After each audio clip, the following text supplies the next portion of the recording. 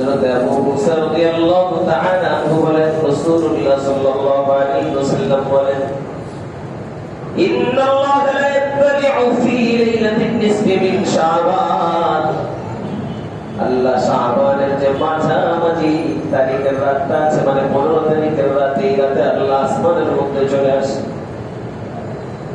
আল্লাহ নবী বলে আল্লাহ আয়েশা ফায়াগফিরু লিজামি'i খালকিহি আল্লাহর যত মাখলুক আছে যত মুমিন আছে সবাইকে আল্লাহ মাফ করে দেয় বলবেন না সুবহানাল্লাহ শুধু দুইজনকে আল্লাহ মাফ করে না একটা হলো কি মুশরিকিন আল্লাহ মুশরিকদের এই দিনের মধ্যে এই রাতের মধ্যে মাফ করে না আরেকটা হলো মুশাহিদ তার দিনের মধ্যে আরেকজনের জন্য বিভিন্ন প্রকারের হিংসা বিদ্বেষ লুকায়িত আছে এমন ব্যক্তিরও আল্লাহ এই রাতের মধ্যে ক্ষমা করেন না মাফ করেন না অন্য সময় ভালোবাসা দিবসের তাগিদে যদি চুল্লা ভাতা করি পায়ে ধরে বলি এই বছর করেন না এই বছর তো সবাই বরাতের সাথে এটা ডাক্তারদের কি রেখে শয়তান চাইতো আপনার গুনাহটা যেন কোনোভাবে মাফ না হয় শিরকের মতো একটা বড় অন্যায়ের ভিতরে আপনারা লাগায় দিতে চান এজন্য সবাই এই ভালোবাসা দিবস নামের বেহায়া দিবসকে পরিপূর্ণরূপে বর্জন করতে রাজি আছি তো ইনশাআল্লাহ জি একটা সময় ইনশাআল্লাহ আসবে বাংলাদেশের ভবিষ্যৎ ভালো দেখা যাচ্ছে কিছু দিবসের কোরবানি করে নিছে আমাদের বাংলাদেশের জনগণ করছে না 100 কোরবানি হয়েছে বুঝলেও থাকতো সবাই বলি ইনশাআল্লাহ থাকবে না ইনশাআল্লাহ 100 এগুলো কিছুই থাকবে না এটা আমার মনে করে গেল ওই যে ভারতের সাংবাদিকরা থাকবে না চট্টগ্রাম থাকবে না সিলা কয়েকটা ময়ূররঞ্জন ঘোষ বাংলাদেশের বিরুদ্ধে যত ধরনের ষড়যন্ত্র আছে সব কারি ছড়ানোর চেষ্টা করে আর বাংলাদেশ এমন জায়গায় টিকে থাকবে তোদের ভারতের যে অবস্থা এখন তোরা যে ভারতে বলুরে মা বানানোর চেষ্টা করতেছ ওটা থাকবে না ভারতে একদিন দিল্লিতে ইসলামের পতাকা পথ করে উড়বে ইনশাআল্লাহ তোদেরটা থাকতো না বাবাদের মাথা নষ্ট হয়ে গেছে বাংলাদেশের মুসলমান কি শুরু করছে বাংলাদেশের মুসলমানরা দেখায় দিয়েছে আমরা পড়তে পারি যেই জাতি পড়তে পারে সেই জাতি কোনোদিন পড়ে না তাদের বিজয় নিশ্চিত তাদেরকে কেউ কোনোদিন পরাজিত করতে পারে না আল্লাহ নবীকে একদম মুসলিমদের মাফ করি না এই রাতে আর কারে মাফ করে না যার দিনের ভিতর কারো বিষয় বিদ্বেষ আছে এটা বড় খারাপ জিনিস এই বিদ্বেষটা ভিতর থেকে বের করে ফেলার চেষ্টা করা দরকার আজকে সমাজের ভিতর হাজার রকমের ফিতনা ফাসাদের একটা কারণ হলো অন্তরের ভিতরে আরেকজনের বিষয়ে বিভিন্ন রকমের বিদ্বেষ থাকে আল্লাহ নবী হাদিসের মধ্যে বলেন তিরমিজি শরীফ হাদিস নাম্বার 2678 হাদিসের বর্ণনাকারী হলেন আনাস বিন মালিক রাদিয়াল্লাহু তাআলা তিনি বলেন قال رسول الله صلى الله عليه وسلم رسول الله صلى الله عليه وسلم قال يا بني ومن بي وشمطا حناس إن قدرت أن تصبح وتمسي وليس في قلبك غش لأحد ففعل যদি সম্ভব হয় তুমি সকাল সন্ধ্যা এমন ভাবে করার চেষ্টা করবে তোমার অন্তরে কারো জন্য কোনো বিদ্বেষ নাই কারো জন্য কোনো হিংসা নাই কারো জন্য কোনো চক্রান্ত নাই পারলে তুমি সকাল সন্ধ্যা অন্তরটাকে এমন পরিষ্কার রাখার চেষ্টা করবা ওয়াদালিকা মিন সুন্নতি খুব ভালো করে জেনে রাখবে না আমি নবীর সুন্নাত ومن أحيا سنتي فقد أحبني যে আমি নবীর সুন্নতকে জিন্দা করলো সে আমি নবীকে ভালোবাসলো ومن أحبني كان معي في الجنة আর যে আমি নবীকে ভালোবাসলো সে আর আমি আমরা দুজন একসাথে জান্নাতে থাকবো আমরা মনে করি পাগড়িটা বড় সুন্দর করে বাঁধতে পারলে বড় সুন্নত জুব্বাটা বড় করে লাগাইছে মনে করি বড় সুন্নতওয়ালা দাড়িটা ফেরেশতার মতো দেখতে মনে করি বড় সুন্নতওয়ালা সারাক্ষণ তাসবিহ করতে মনে করি বড় সুন্নতওয়ালা নামাজ পড়তে পড়তে কপালে দাগ ফেলে দিয়েছে মনে করি বড় সুন্নতওয়ালা কিন্তু অন্তরের মধ্যে হিংসা দিয়া ভরা অন্তরের মধ্যে বিদ্বেষ দিয়া ভরা মধ্যে চক্রান্ত দিয়ে ভরা। আল্লাহ নবী বলে পাগড়ি যত সুন্দর করে লাগাও না কেন, সারাক্ষণ যদি নামাজ পড়তে থাকো, কপালে যদি দাগ ফালাইয়া দাও, যদি সারাক্ষণ তাসবিহ জপতে থাকো, আর যদি অন্তরে অন্যের বিষয়ে হিংসা থাকে, বিদ্বেষ থাকে, বিভিন্ন রকমের চক্রান্ত তোমার অন্তরের মধ্যে থাকে, আমি নবী বলতেছি তুমি কোনদিন প্রকৃত অর্থে আমি নবীর সুন্নত ওয়ালা হতে পারবা না। এই বিদ্বেষটা তৈরি হয় হিংসা থেকে, আরো অনেক জিনিস থেকেই হয়, তার মধ্যে একটা হলো বিশেষ হিংসা থেকে। বলেন কিসের থেকে? হিংসা থেকে। হিংসা একটা ভয়াবহ অন্যায়। আমি বলি আল্লাহ কিছু গুনাহের কারণে বান্দার উপর অভিশাপ নাযিল করে, অভিশাপ, আল্লাহ লানত আসে। তার মধ্যে একটা গুনাহ হইল হিংসা করা। সবাই বলেন কি করা? হিংসা করা। পৃথিবীতে সর্বপ্রথম হিংসা করেছে শয়তান। তাই তো এই পৃথিবীর সর্বপ্রথম হিংসুকের নাম ইবলিস। বলেন সর্বপ্রথম হিংসুকের নাম কি? একটা কুইজ মনে রাখতে হবে। আল্লাহ আদমরে বাগানের বউ সবাইকে সিজদা করতে কইছে। সূরা বনী ইসরাঈলের 61-62 নম্বর আয়াত, হাফিজ কোরআন শরীফের 15 নম্বর পারা 17 নম্বর পৃষ্ঠার প্রথম লাইন। সব সিজদা করলো আর ইবলিস সিজদা করলো। আল্লাহ ইবলিসকে গাইলো জান্নাতে থাকার কোনো সুযোগ নাই। এই জান্নাত আমি তল্লিকা বানাইনি, জান্নাত বানাইছে আমার এই আদমের সন্তান যারা তাদের জন্য। ইবলিস আল্লাহর ডাকতে বলে كرمت علي لئن أخرتني إلى يوم القيامة لأحترقن ذريته إلا قليلا। আপনি মনে করছেন আদমের সন্তানকে জান্নাতে ঢুকাইবেন, আমি ইবলিসকে একা জাহান্নামে জ্বালাইবেন। আদমের সন্তানগুলো জান্নাতের মজা নিব, আমি ইবলিস একা জাহান্নামের সাজা নিব। এত সোজা না। আমি ইবলিস ওদেরকে জান্নাতে যেতে দিব না। দুনিয়াতে আসার পরে তাদের মুখের মধ্যে আমি ইবলিস একটা লাগাম লাগাই দিব, আমার পিছনে পিছনে আমি তাদেরকে চালাবো, আমি যেই দিকে চালাবো তারা আমার পিছনে পিছনে চলবে। আমি ইবলিস বলতেছি বেশিরভাগ আদম সন্তানরা আমি যেইভাবে জাহান্নামের মধ্যে যাব, বেশিরভাগ আদম সন্তানরা আমার পিছনে পিছনে করে আমি জাহান্নামের দিকে নিয়ে যাব। আদম সন্তান জান্নাতের মজা ভোগ করবো, এটা ইবলিস সহ্য করতে পারে না। এই জন্য আল্লাহ সূরা নিসার 118 নম্বর আয়াতের মধ্যে বলেন, হাফিজ কোরআন শরীফের 5 নম্বর পারার 14 নম্বর পৃষ্ঠার মধ্যে আমাদের আল্লাহ বলেন লাআনাহুল্লাহ। এই জন্য আমি ইবলিসের উপর আল্লাহ লাআনত করলাম, লাআনত অভিশাপ করলাম, অভিশাপ। হিংসার অর্থ এটাই, আরেকজনের নিয়ামত দেখা জ্বলতে থাকা, বিদ্রুপে খালি জ্বল।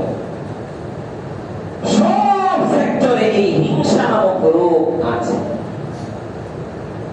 শিক্ষা প্রতিষ্ঠান, ব্যবসায়িক প্রতিষ্ঠান, যত জায়গা বলবেন সব জায়গা, মাদ্রাসায় পর, স্কুলে পর, কলেজে, স্কুলের লিখতে স্যার একটা ঈশা মাশাআল্লাহ এত বেশি পরিমাণে তার অবস্থান তৈরি করেছে। ছাত্র ছাত্রীরাও পাগল, এলাকার লোকেরাও পাগল, সর্বদিক থেকে নিজেকে যোগ্য হিসেবে ফুটিয়ে উঠাইছে। আর হেডমাস্টার আগের হেডমাস্টার খালি বিদ্যে বিদ্যে চলে, এটারে কেমনে ঠেঙ্গা নামান যায়। মাদ্রাসার মধ্যে হুজুর একটা আসার পরে এত বেশি ভালো করে মেহনত করেছে, সবাই তার জন্য পাগল। আরো 10 জনই বা তার পিছে লাগছে, হিংসায় জল্লা বুইরা সারখা ওরে কেমনে বেরা নামান যায়।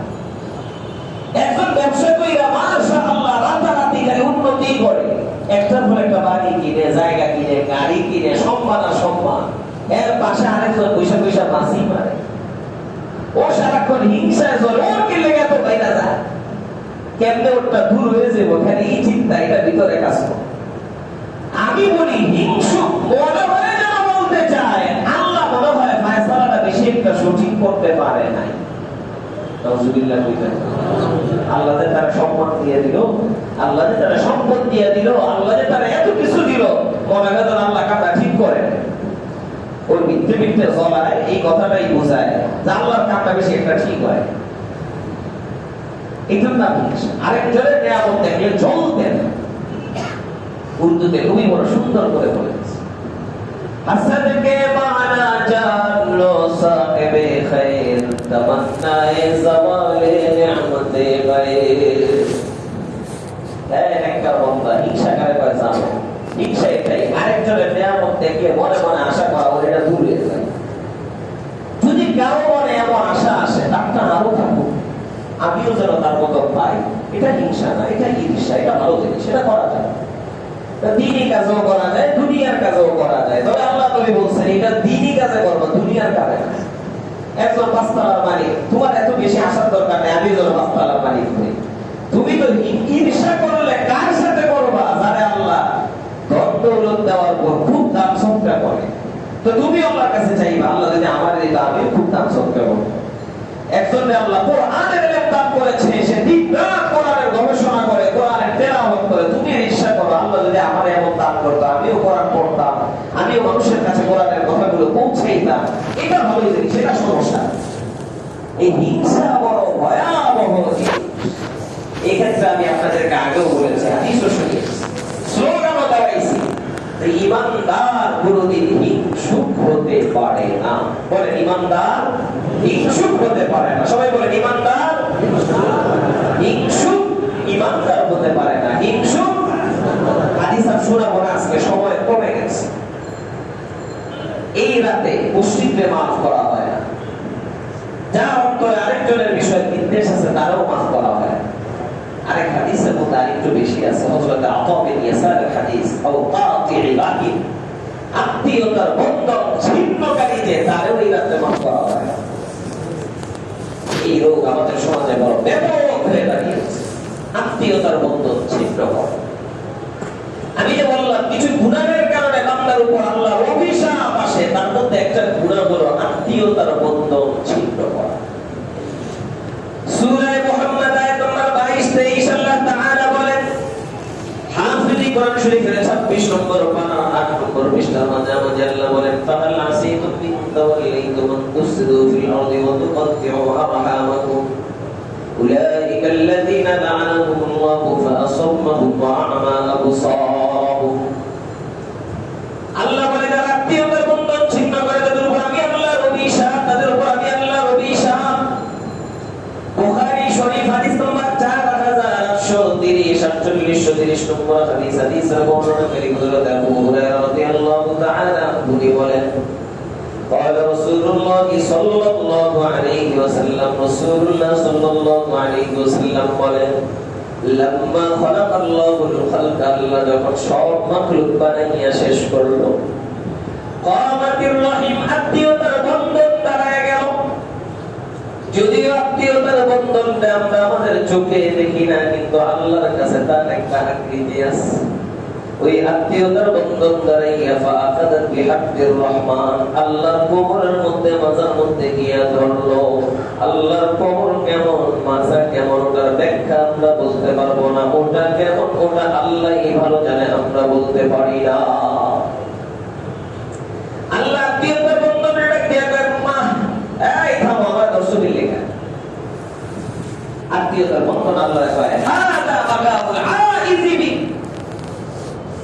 আল্লাহ এই জায়গায় আপনারা আশ্রয় চাই, আপনার কাছে আমি জানতে চাই, আমার তো বানাইলেন এবং দুনিয়াতে পাঠাইবেন।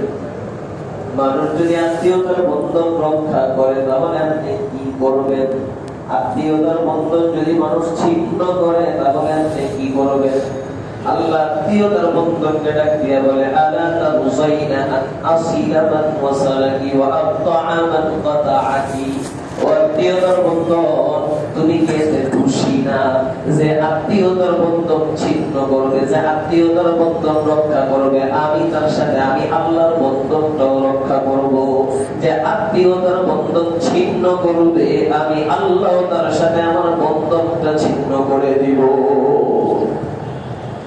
আত্মীয়তার বন্ধনকে আল্লাহ রাজি, আল্লাহ কয় ফাতাক যা করে এটা দিয়ে দিলাম।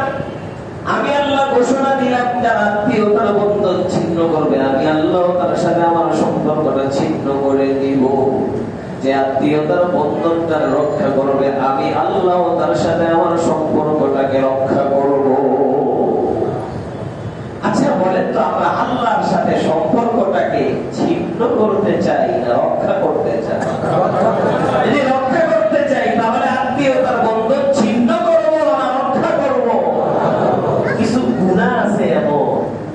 এগুলোর কারণে আখিরাতে জাহান্নামে পীড়া তো আছে আছে, দুনিয়াতেও আল্লাহ মহৎ শাস্তি দেয়।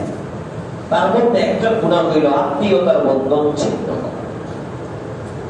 মুসনাদে আহমদ ইবনে হাম্বল হাদিস নাম্বার 21293 হাদিসের বর্ণনাকারী হযরত আবু বকর রাদিয়াল্লাহু তাআলা আনহু বলেন قال رسول الله صلى الله عليه وسلم رسولullah sallallahu alaihi wasallam বলেন ما من ذنب أخرى أن يعجل الله تبارك وتعالى العقوبة لصاحبه في الدنيا مع ما ينتظر له في الآخرة من البغي وقطيعة الرحم। আল্লাহ নবী বলে কিছু গুনাহের কারণে আল্লাহ জাহান্নামের মধ্যে তো আযাব দেয়, দুনিয়াতেও আল্লাহ রহমান আযাব দিয়া দেয়। তার মধ্যে একটা গুনাহ হলো আত্মীয়তার বন্ধন ছিন্ন করা। আল্লাহ নরকে কেমনে আযাব দেয় কথাটা বুঝছেন? বুঝাবো আমি আপনাদেরকে। আজকাল আমাদের একটা মহা সমস্যা, শয়তান একটা সম্পর্ক করছে। আমার ভাইয়ের লগে আমার সম্পর্ক খারাপ, স্বাস্থ্য ভাইয়ের লগে খারাপ, আমার কাছের প্রতিবেশীর সাথে আমার সম্পর্ক খারাপ, বিবির লগে খারাপ, অনেক সময় বাবা মা সন্তান, সন্তান বাবা মার সাথে সম্পর্ক খারাপ, কাছের লোকের সাথে সম্পর্ক খারাপ। সম্পর্ক ভালো কার সাথে? ফেসবুকের বন্ধুর সাথে। শয়তান ওই জায়গায় সম্পর্কটা কেন ভালো করাইয়া দিল, এই জায়গায় কেন পেরেশানিটা বানাইল, একটা কারণ আছে। এই কারণটা বোঝার আগে আপনাদেরকে আমি একটা স্লোগান শিখাবো। একটা কথা সবাই জানে, আমি বললে তো চিল্লাইয়া বলবে সবাই, দিল থেকেই বলবে। বলেন তো শয়তান আমাদের বন্ধু না শত্রু? সবাই বলে বন্ধু না শত্রু? একটা বড় কথা তো এক হলেও বুঝে। আমি যখন শান্তিতে থাকবো, আমার শত্রু শান্তিতে থাকবো না অশান্তিতে? আরে বলেন না, আমি শান্তিতে থাকলে আমার শত্রু কি শান্তিতে থাকে না অশান্তিতে? এই জায়গায় একটা স্লোগান ভালো করে শিখাবো, যেহেতু শয়তান আমাদের শত্রু, তাইলে ইমানদার যদি শান্তিতে থাকে শয়তান অশান্তিতে থাকে, ইমানদার যদি অশান্তিতে থাকে শয়তান শান্তিতে থাকে। আমি যখন বলবো ইমানদার শান্তিতে, আপনারা সবাই বলবেন শয়তান অশান্তিতে। বলতে পারবেন? ইমানদার শান্তিতে, ইমানদার শান্তিতে। এবার উল্টা বলবো, উল্টা, ইমানদার অশান্তিতে, আপনারা বলবেন শয়তান, ইমানদার অশান্তিতে, ইমানদার অশান্তিতে। আমার ভাইয়ের লোকের সম্পর্ক ভালো না, স্বাস্থ্য ভাইয়ের লোকে ভালো না, বউর লোকে ভালো না, প্রতিবেশীর সাথে ভালো না, যার কাছে আমি থাকি 24 ঘন্টা তার সাথে আমার সম্পর্ক ভালো না। বলেন তো যার সাথে আমার সম্পর্ক ভালো না, তারে দেখলে তার সাথে মিললে আমার কি শান্তি লাগে না অশান্তি লাগে? আমি যখন অশান্তিতে থাকি তো শয়তান, আরে বলেন না শয়তান, বলেন তো আমরা কি শয়তানকে শান্তিতে রাখতে চাই না অশান্তিতে রাখতে চাই? তাহলে নিজেরা শান্তিতে থাকবো না অশান্তিতে? নিজেরা শান্তিতে থাকতে হলে আত্মীয়তার বন্ধন ছিন্ন করবো না রক্ষা করবো? যা বিষয় বিষয় অতীতে মা আজকেই যাই আমি আজাদ নিয়া বলেন ভাই যা বিষয় ভুলে গেছে মাফ করে। আপনি সালাম দেওয়ার পর যদি মুখটা হেসা মতো বানায় রাখেন, তাও যায় তাহলে ধরে ভাই মাফ করে দেন, আবার ভুল হয়ে গেছে, আপনি আমাকে মাফ করে দেন। আল্লাহর নামে আপনি ছোট হয়ে যান, আপনি আল্লাহর নামে ছোট হইলে আপনার বড় বানাইব কে? আল্লাহ। আল্লাহ নবী হাদিসের মধ্যে বলেন মান তাওয়াযা লিল্লাহ রাফাহুল্লাহ, আল্লাহর জন্য যে ছোট হয় তারে বড় বানায় কে? আল্লাহ। এজন্য ছোট হয়েছে। এই গুনাহটা থাকলে বাপ পাইতেন না আজকে। হাদিসের মধ্যে আল্লাহ নবী বলেছেন আত্মীয়তার বন্ধন ছিন্নকারীকে আমি আল্লাহ মাফ করি। ব্যাখ্যা ছাড়া মোটা মোটা কথা বলে কথাগুলো বুঝাই না। আজকে যে রাত আসতেছে আমরা একটা ইবাদতের মধ্যে কাটানোর চেষ্টা করব। এই রাত নিয়ে কিছু বাড়াবাড়ি আছে, ছাড়াছাড়ি আছে। একদল তো বেশি বাড়াবাড়ি। অন্যদিন যদি রাতের বেলা মসজিদ 10টা বাজে বন্ধ করে, আজকে পারলে 6টা বাজে বন্ধ করে দিব, মাগরিবের পর। মাঝে মাঝে ঘোষণা হলে এই রাতে ইবাদত করার চাইতে ব্যবসাখানে গিয়া ব্যবসা করলে আকাম করা বলে আরো বেশি পাগলামির একটা সীমা থাকে। এই পরিমাণ পাগলামি যদি করে কেমনে হয়? এই কথাটা তো তারাও মানে রাতের একটা বৈশিষ্ট্য আছে, আল্লাহ সবাইকে মাফ করে দেয়। এই রাতে আল্লাহ যেহেতু সবাইকে মাফ করে দেয়, এই রাতে আকাম করুন না আলাদা করুন। একটা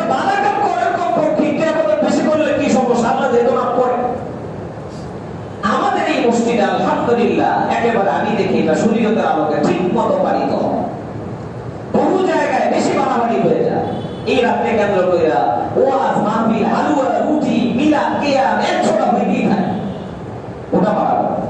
আর যারা তাকবীরের বলি পারে না মসজিদ বন্ধ করে দেয়, এটা আরেক বাড়াবাড়ি।